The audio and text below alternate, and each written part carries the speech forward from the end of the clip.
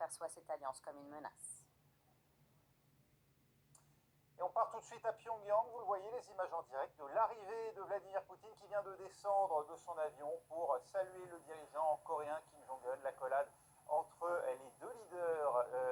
Vladimir Poutine ne s'était pas rendu en Corée du Nord depuis 24 ans. À l'époque, il avait rencontré Kim Il-sung, le père de l'actuel dirigeant nord-coréen. Et on le sait, il est question donc d'un partenariat stratégique global qui sera signé entre les deux hommes. Patricia Lémonière, la Russie a besoin réellement du soutien nord-coréen dans la guerre d'Ukraine.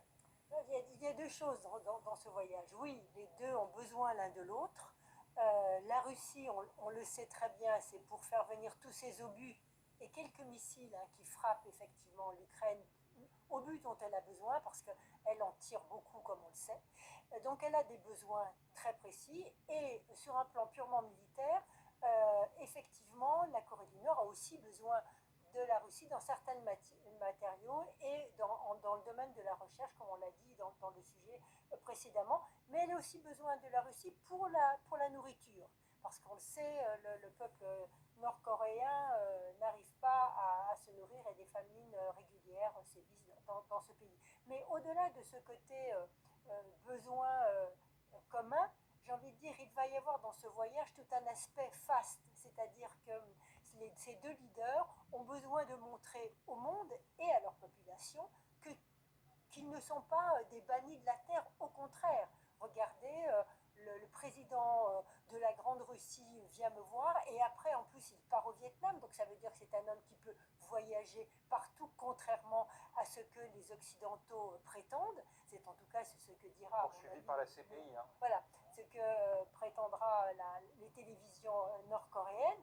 Et quant à Kim Jong-un, eh bien lui, Vladimir Poutine... Qui entrera en premier dans la voiture. Voilà, on voit ces moissons d'amabilité. Voilà. Ah oui, non, on voit très bien, les deux hommes rivalisent d'amabilité, ils sont tout sourire.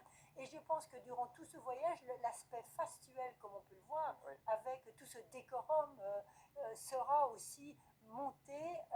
On peut être sûr que ce voyage nous réserve quelques belles images. Et oui, la Corée du Nord, d'ordinaire avare d'images, n'hésite pas effectivement à mettre en scène l'arrivée de Vladimir Poutine. C'est déjà en soi un message de Tchaikovsky.